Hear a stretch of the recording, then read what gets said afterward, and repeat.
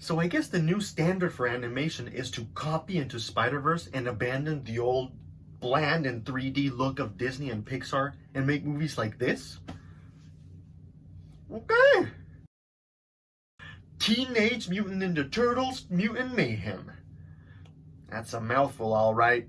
At long last, after getting a lot of mixed reviews, mostly bad, from the Michael Bay big-ass hulking Transformers Turtles, I guess Seth Rogen, Evan Goldberg, and the rest of the writers for this movie were like, you know what, we've seen Into Spider-Verse, we love Teenage Mutant Ninja Turtles, how about we give people what they want?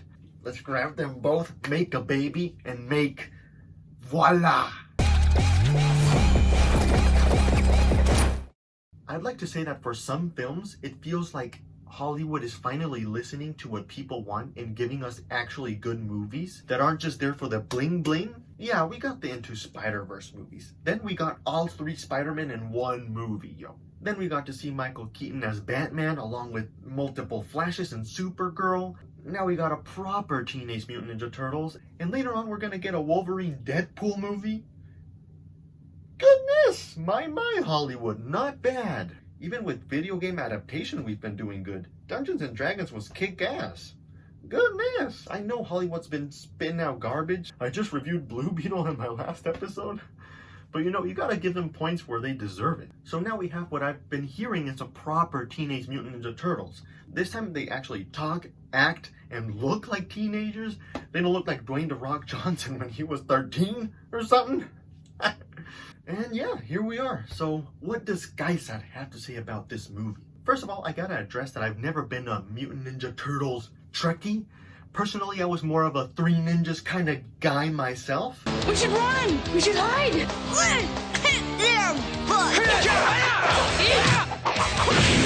Three ninjas kick back. Underrated masterpiece, never forget. But yeah, up until this point, I haven't seen a proper Teenage Mutant Ninja Turtles movie. I did see the first Michael Bay one, but it was such a long time ago, and I was kind of like everywhere. So I guess this is my first entry, and I gotta say, not bad. As usual, let's start with the positives. The first of which, and the most obvious one, it's the art style. Of course, we are in an era where Into Spider-Verse has influenced every animation to come after that ever. Because, of course.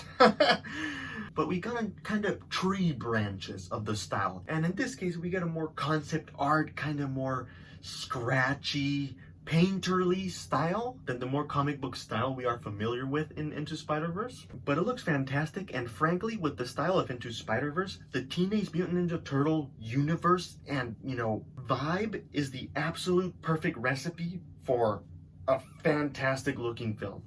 As I already said, the Turtles look like the Turtles, they act like teenagers, and they're fantastic. But one of the things I love that this art style and animation is able to add to where live action isn't, is in character design and exaggeration. For example, some of the coolest characters in this movie, and I'm getting a little bit into spoiler, but you should expect it with the name Mutant Mayhem.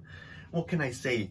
Bebop and Rocksteady, the classic Rhino and Warthog, are in this movie. And what I'm saying about exaggeration in character design could not be more perfectly emphasized with the character design of Rocksteady, in which his body is about this big and his head about yay big. Literally, it's just a massive rhino head. And it's awesome. It works. We also get a lot of weird looking human beings with one eye here and another one right there with a crooked chin. But you know, it's all original. It feels new and we love it. It's great. And then of course, one of the coolest character designs, again, going into spoilers, because this is what I do, yo. These are my thoughts. Not a review. Oh yeah, the Fly, Jeff Goldblum himself. No. This time it's ask you, man. Get your mother answers up when I'm talking. Never forget 21 Jump Street and his character there. I could quote that guy all day. Anyway, he was a fantastic choice for a voice for that guy, and his presence in that movie is so badass. His design, he's got one massive arm and one normal one and 2 tiny ones right there. Once again, animation, this is what allows us to do. It's awesome, it's fun. He's funny, he's bodacious. He's got a lot of You know, whenever he comes into a scene, it's badass. All the mutants have incredible character designs that are so fun and that couldn't be even close to as if we did them in live action. And when the hell did I think that those scribbles I did as a kid for human hair would ever actually end up as professionally animated in a movie? I love it. Another fantastic standout of the cast was Jackie Chan as Splinter the Master. You know, Jackie Chan is just so awesome. You know, I could spend hours talking about him, but that's enough. But yes, of course, great job as always. Super funny, super fun, everything. Yeah. Of course, nowadays, with how much garbage Hollywood is throwing out, I have to mention it, but you gotta give props to good writing, to good pacing, to good just decency. So you essentially got a high quality movie all in all. And with that said, time to roast this player.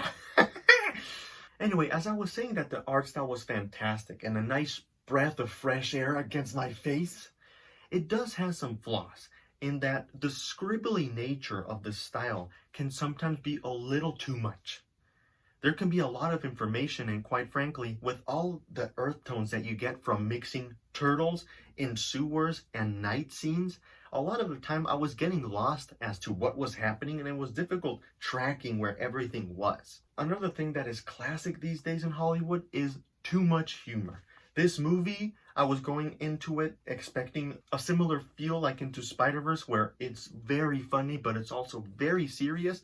In this movie, I unfortunately have to describe it more as a comedy, because again, we have that problem in which serious scenes are happening, but a lot of humor is put into it. And there's especially one chase scene where I wish there would have been so much more stuff at stake and consequences that were really put in play, but because they essentially play a song that's like very memey, it takes away a lot of my enjoyment, and I feel like that scene overall was robbed of its potential. And this unfortunately also applies to the bad guy, the Fly, which again, he's a little too funny, and I wish he would have been a lot scarier, because his presence, his build, his voice commands attention and is actually terrifying.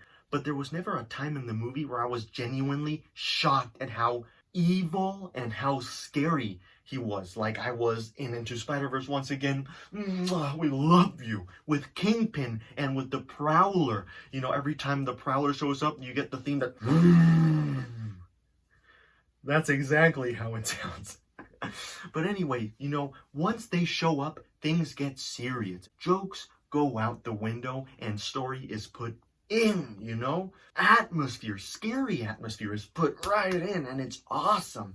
And it's never placed with the Fly, even at the very end. And now that we're talking about the Fly, we're going into deep spoilers here, but I felt, again, guys had intuition. One thing that I felt could have been amazing is that at around the 3/4, maybe 4/5 of the movie, the turtles and the other mutants turn against the Fly. And the Fly's they're like, all right, you know, I guess you're not going to follow the plan. I'm going to still do it, and I'm going to turn all the animals into super mutants so we can rule the world. I feel like a great thing that should have been done with the Fly to empathize with him and to understand him much more is to mention in that scene, all the mutants are against him and he's by himself. And he's like, you know, what happened to you? My family's turning against me. You know, what up? Ice Cube voice. There should have been a moment where the Fly goes, and I'm going to get a bit into character so you understand more of the mood. He should have gone, God damn it. Y'all are all turning against me, but you don't know how it feels. I'm a Fly. I've seen thousands of my brothers and sisters get killed besides me. I fly along the streets and I see in stores insect repellent all meant for me. Fly swappers. Y'all don't understand. There's no turtle repellent. There's no manta ray repellent.